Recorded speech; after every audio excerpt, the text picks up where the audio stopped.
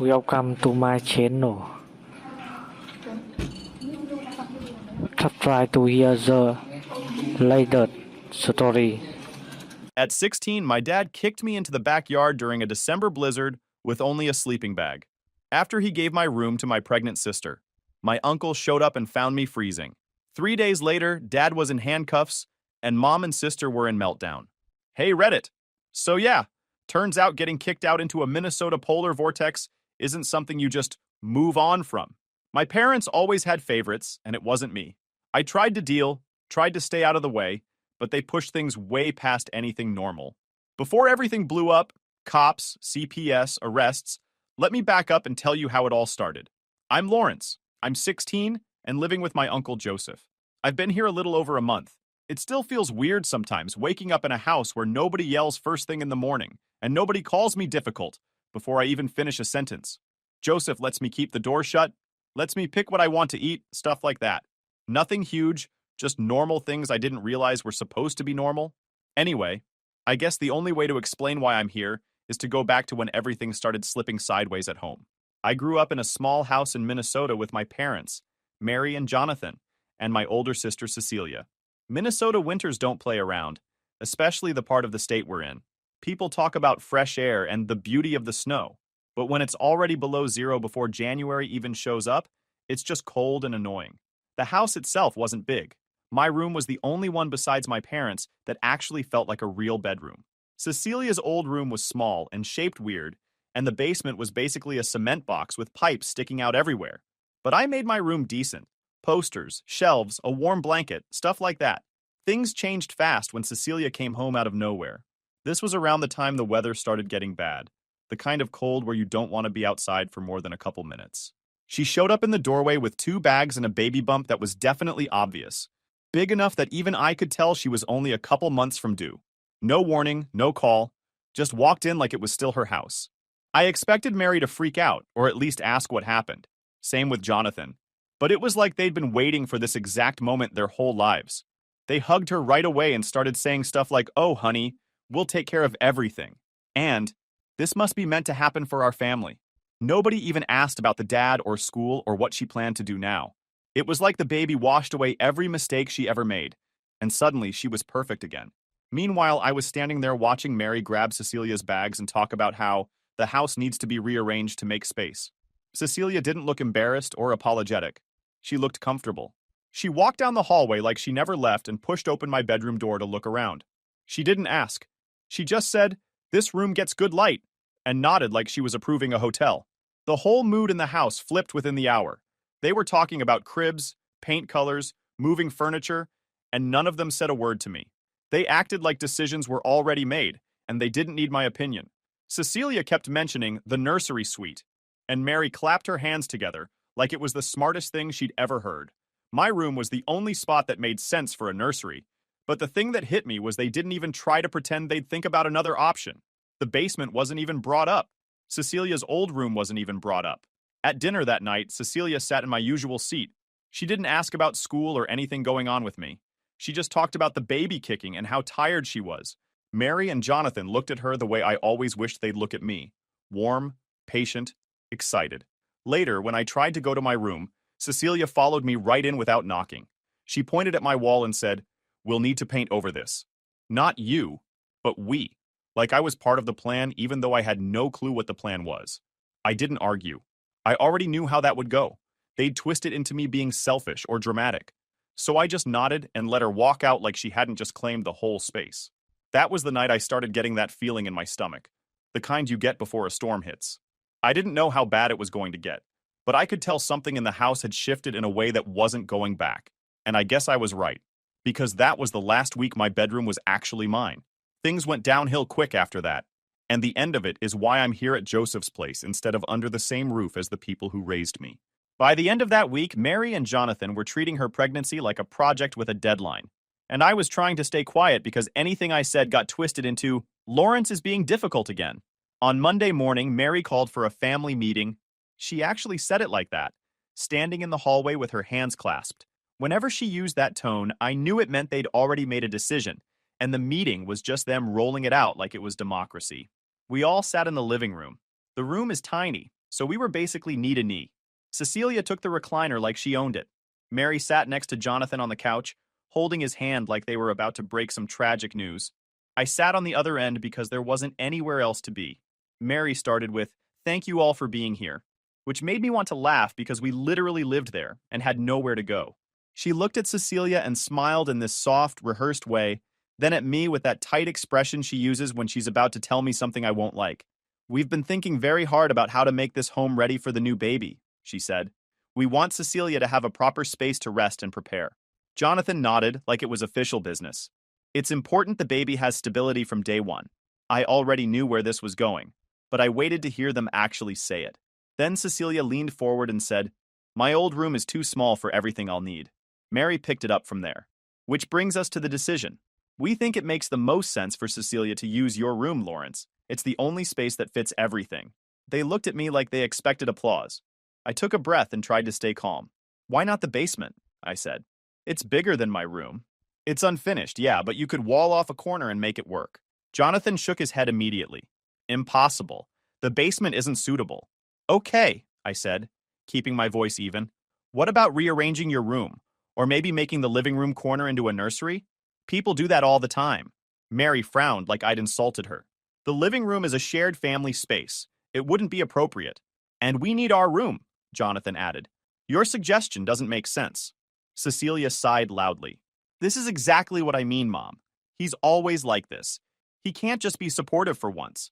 She gestured at my posters like they offended her. "Look at this room. It's perfect for a crib and a dresser, and the window lighting is way better." I didn't even answer her. I looked at Mary and Jonathan instead. "You're really giving my room away?" Mary stiffened. "Nobody is giving anything away. This is about what the family needs right now." Jonathan leaned forward like he was settling a debate. "You're 16, Lawrence. Practically a man. You don't need a big bedroom to yourself. Cecilia needs it more." I tried one more time. "So where am I supposed to sleep?" That's when they showed their cards. Jonathan stood up and motioned toward the back door. "I've already prepared something for you." He said it proudly, like he'd built me a cabin by hand. We followed him outside into the yard. Snow covered everything, and the wind cut straight through my jacket. He pointed near the fence where a tent sat half buried in frost. Next to it was a sleeping bag in one of those cheap plastic bins you buy on clearance. "There," he said. "Your temporary setup. It's simple but effective. Gives you privacy, too."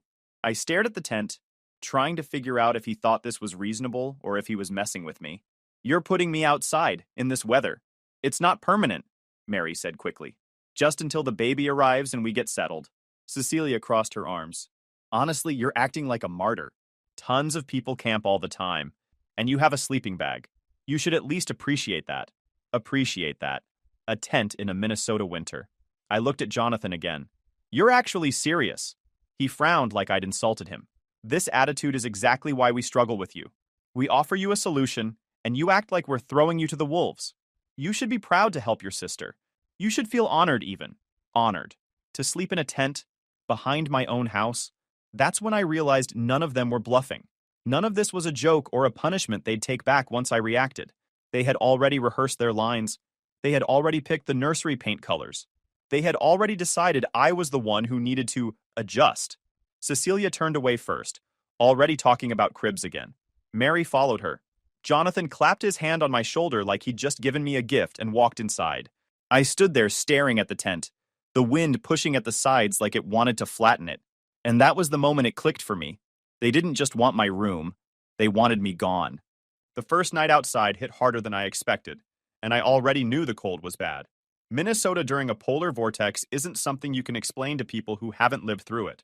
The air feels sharp. Your eyelashes freeze.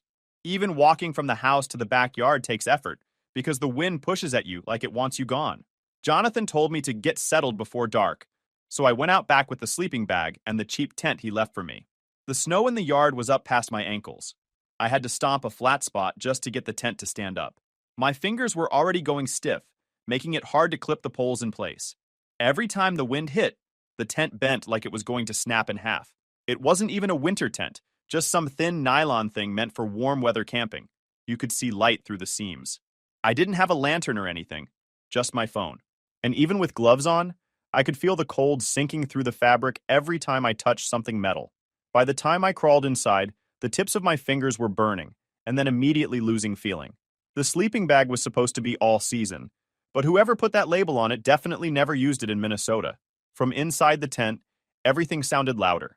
The wind hitting the nylon made this constant flapping noise that never settled down. Around 8 or 9, hard to tell since the sky was already pitch black, I heard the house door close. Then, the click. The deadbolt. That sound traveled through the yard like someone snapping a twig. It didn't echo. It just hit once and stuck in my head. That was the moment it really sank in.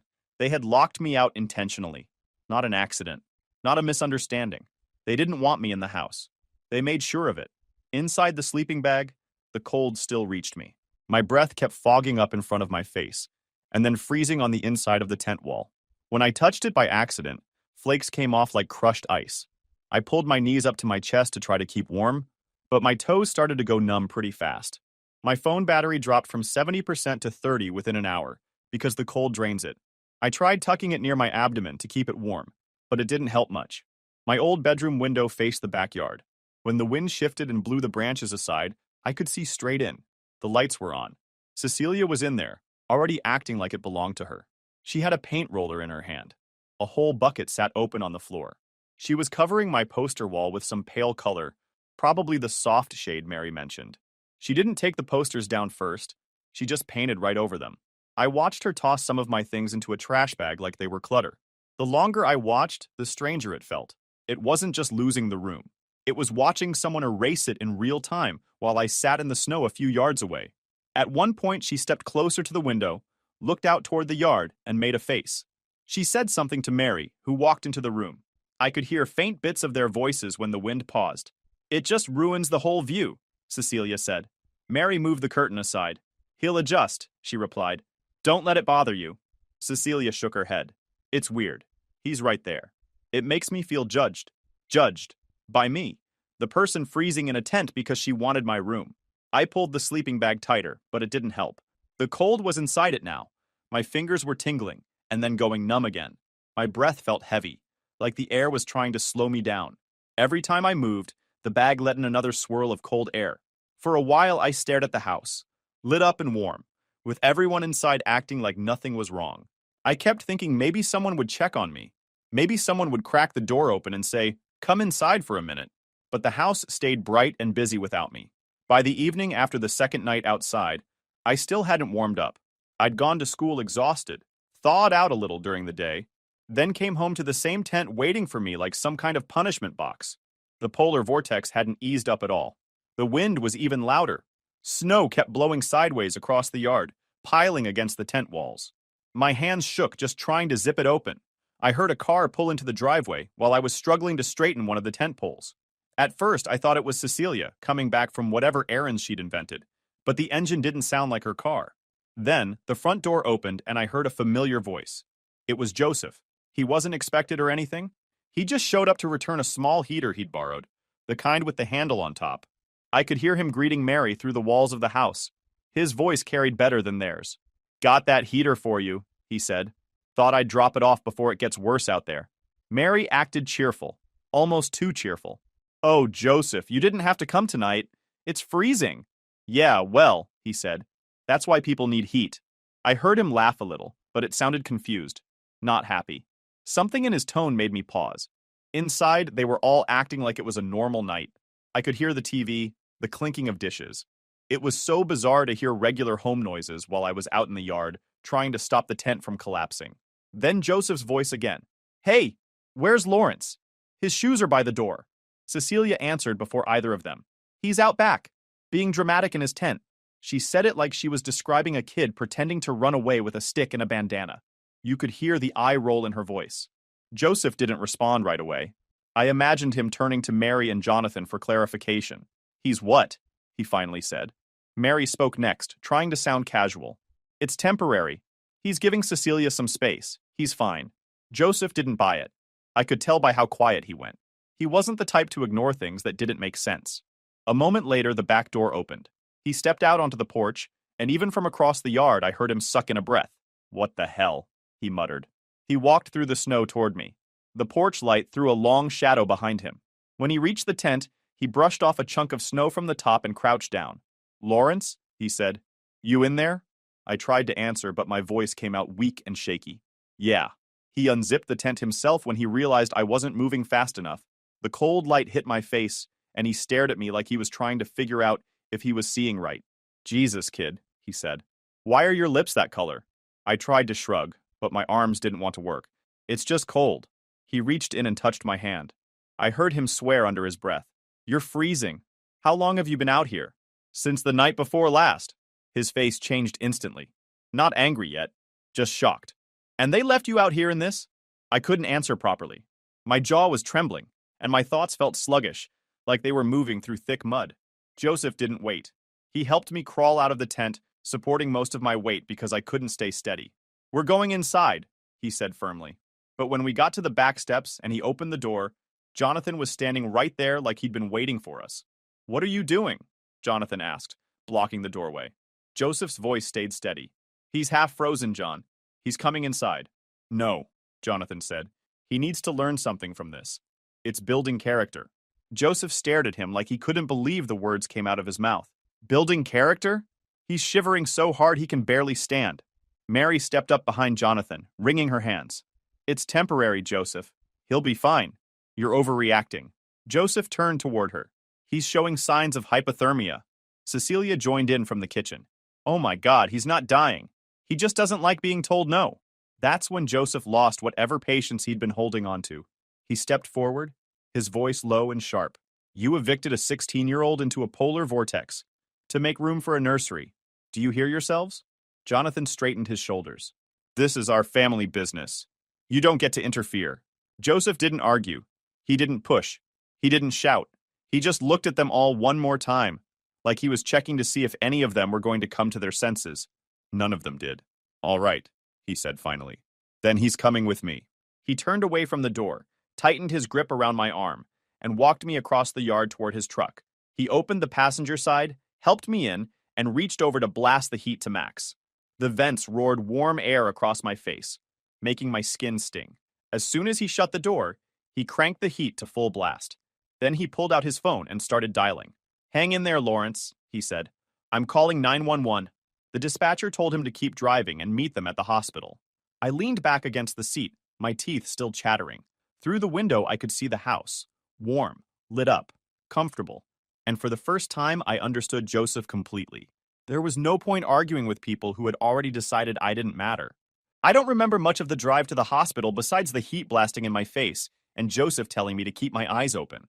The closer we got, the more everything felt blurry, like my brain was lagging behind my body. When we finally pulled into the ER entrance, he ran around to open my door and basically half-carried me inside. The nurses moved fast once they saw me. One of them guided me into a room, while another brought out a stack of heated blankets. The warmth felt painful at first, like pins pressing into my skin. They slid a thermometer under my tongue and checked my hands, looking at how pale they were. Your temperature is low, one of them said. Let's get you warmed up. Someone wrapped thick blankets around my shoulders and legs, while another nurse asked simple questions. My name, age, what happened? My voice sounded uneven. I told them I'd been outside for 2 nights, and they exchanged glances but didn't say anything. A doctor came in next. He checked my fingers, pressed lightly on my toes, listened to my breathing, and made notes on a chart. Cold stress injuries, he said to a nurse. Keep the warm IV going. They put a warm IV line in my arm, and the heat spreading through my veins felt strange but comforting. My shivering slowed down a little. Joseph sat in the corner of the room, watching every step like he didn't trust anyone to miss something important. A little while later, a police officer came in. He was calm, not intense or anything. He pulled up a chair next to the bed. I'm Officer Larson, he said. I just need to get an understanding of what happened, okay? I nodded. Did you choose to sleep outside? He asked. No, I said. My dad told me to. He said my sister needed my room for the nursery. He wrote that down. Were you able to come inside at any point? They locked the door, I said. I heard the deadbolt. I tried it later. It was locked. Did you have access to warm clothing? Proper equipment? I shook my head. Only what he gave me. A tent and a sleeping bag. I hesitated. It wasn't a winter one. Joseph leaned forward a little. He was out there 2 nights, he told the officer. I found him barely coherent. The officer nodded, still writing. We'll need to take a look at the location and document it. He asked a few more questions. How long I'd been outside, whether I'd eaten, whether anyone checked on me. When I said no to that, he stopped writing for a second and just looked at me. All right, he said quietly. Thank you. After he left, the doctor came back to check my temperature again. It's improving, he said. You're going to be okay. But another night in that, and it could have gone much worse. I didn't need him to explain what much worse meant. While they let me rest, Joseph stepped into the hallway to make calls. I could hear pieces of his voice through the door. Words like report, minor, not optional, and CPS. When he came back in, he sat down and rubbed his hands over his face. Don't worry, he said. I'm staying right here. Whatever they need, I'll handle it. A couple hours passed before Officer Larson returned. He told us he'd gone to the house. We found the tent, he said. Snow had collapsed part of it. The sleeping bag wasn't rated for these temperatures. He flipped a page in his notebook. We also found some of your school items out there. My stomach tightened. Which ones? Your backpack, some books. They were wet from snowmelt. I pictured my math book warped and frozen. My notes smudged. I hadn't grabbed them when I moved to the tent. I'd figured I could get them in the morning. Then I realized how stupid that assumption was. Nobody would have let me inside to get them. The officer continued. We took photos. It'll all be part of the report. He paused. Because you're 16, there's an automatic referral to Child Protective Services. A social worker will be involved from here. I nodded, even though the words felt heavy in my chest. It was strange hearing all of this out loud, like someone finally saying the thing I'd been trying not to admit. What happened wasn't normal. After he left, the doctor returned one more time to check my hands and feet again. You'll regain full feeling, he said. Just give it a little time. Keep them warm and don't rush anything. At one point, he looked over at me and said, I'm not letting anyone put you in that situation again. You're with me until this is sorted. I believed him. Maybe because he was the first adult in days who'd actually looked at me and seen a person instead of a problem. I was still in the hospital the next morning when Officer Larson came back. Joseph stood up right away, like he was expecting bad news, but the officer told us they were just updating us on what happened at the house. We spoke with your father, he said to me. He insisted he provided you with what he called adequate shelter. I already knew what he meant. The tent and the sleeping bag. The officer sighed a little. We explained that under these temperatures, that's nowhere near adequate. The conditions in the yard were dangerous, especially overnight. He didn't say the word deadly, but it hung there anyway. Your father continued to argue, he added. He said this was discipline and that you needed to toughen up. He said he was teaching you responsibility. Joseph muttered, he's out of his mind. Larson continued. We attempted to explain the statute. Under Minnesota law, providing a minor with clearly insufficient protection in extreme weather qualifies as child endangerment. Given your medical condition, it escalates to a felony. He didn't build up to it. He didn't soften it. Your father was arrested. I didn't know how to feel. Hearing it said so plainly made everything feel heavier, not lighter. Joseph sat back down slowly like he was absorbing the words one at a time. Your mother and sister were present, the officer said. They weren't arrested, but they were questioned. They didn't help themselves. Joseph raised an eyebrow. How so? They repeated the same explanation, Larson said. They said they needed your bedroom for the baby. They said you're old enough to adapt, and that the tent was temporary. They said the family had to prioritize the new life. Their words, not mine. I felt the heat climb up my neck even though the room was cold. I couldn't tell if it was embarrassment or anger. The house was warm, Larson added, fully heated. Meanwhile, your tent was half buried in snow. The contrast didn't sit well with the officers on scene. He paused for a second before continuing.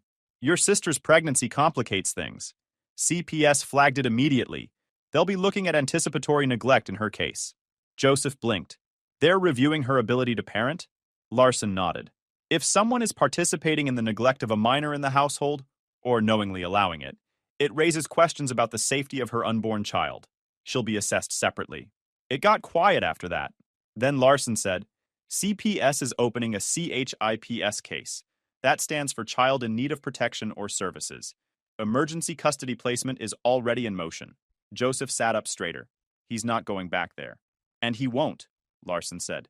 CPS determined that returning you home is unsafe. They have approved temporary emergency custody with your uncle starting today. That hit me harder than the arrest part. Not in a bad way, just in a final way. Like someone had taken a marker and drawn a line between before and after. Later that afternoon, a CPS social worker came to the hospital to go over everything. She spoke with Joseph first, then with me. She wasn't unkind, but she didn't sugarcoat anything. This is a serious case, she said. The weather conditions alone make this an emergency situation. Combined with the locked door and the lack of supervision, it meets criteria for removal. She explained what would happen next. Temporary custody with Joseph, court hearing scheduled in 48 hours, home evaluations, paperwork, a lot of paperwork. I know it's a lot at once, she said, but you're safe now. That's what matters. 2 days later, we were in court for the emergency protective hearing. It wasn't a dramatic scene or anything. Small room, everyone wearing winter coats because the building's heat wasn't great. The judge looked tired, the kind of tired that comes from seeing too many cases like this. They showed the photos the officers took. The tent sagging under snow, the frozen sleeping bag, the house lit up warm behind it. They held up my hospital record next, pointing out my temperature when I arrived. Officer Larson testified about the conditions. Everything was straightforward. When Mary and Cecilia spoke, it only made things worse. Mary said, "We didn't think it was dangerous. We needed the nursery ready." The judge squinted at her like he couldn't believe the sentence came out of her mouth. Cecilia added, "He could have come inside if he really needed to," which wasn't true and also didn't make sense. The judge asked, "Were the doors locked?" And she hesitated before saying, "Yes, but..." That was enough. The judge took off his glasses and said, "This is not a misunderstanding. This is a matter of willful negligence." He signed the order for emergency custody with Joseph on the spot. When court ended, Mary didn't look at me. Cecilia kept her hands on her stomach like she was the one who needed protection. And Jonathan wasn't there at all. He was still in custody, waiting on a bail hearing. Joseph put a hand on my shoulder as we walked out of the courthouse. "You're with me now," he said. "We'll get things sorted, one step at a time." For the first time in days, maybe weeks, the air outside didn't feel as cold. Moving into Joseph's house didn't feel dramatic. It felt like stepping into a different planet, one where heat actually reached the corners. Doors weren't locked to keep me out, and nobody was waiting for me to slip up. The guest room became mine on day one. Clean sheets, a real bed, a dresser that didn't wobble. It wasn't a huge room, but it didn't need to be. It was warm. That alone made it feel unreal. The no-contact order came through a few days later. The social worker said it plainly. "Your father is prohibited from contacting you in any form." Then she looked at Joseph and added, "And until the next hearing, all contact with either parent has to go through CPS. No drop-ins, no surprise visits." She handed Joseph the paperwork, and he signed it with no hesitation. Jonathan being legally blocked from reaching me didn't feel like victory. It felt like a line being drawn, a really sharp one. Then came the next hearing. The judge didn't waste time. She reviewed the photos, the hospital records, and the police reports, then said the relationship between me and my parents was severely compromised and not appropriate for reunification efforts. She ordered Jonathan to pay child support to Joseph. Jonathan didn't yell. He didn't even look angry. He just sat there like someone unplugged him. Mary stood behind him, clutching her purse with shaking hands. Cecilia wasn't there. CPS was already looking into her separately because of the anticipatory neglect concerns. When it ended, the bailiff escorted Jonathan one way, and we went the other. That should have been the end of the chaos, but it wasn't. 2 evenings later, just after Joseph got home from work, someone knocked on the front door. A sharp, desperate kind of knock. Joseph opened it, and there was Mary. Hair messy, coat half-zipped, eyes puffy. "Please," she said before Joseph even spoke. "I need to talk to my son." Joseph didn't move from the doorway. "You can say whatever you need from right there." "I never meant for things to go this far," she said, voice cracking. "Lawrence, honey, I'm sorry.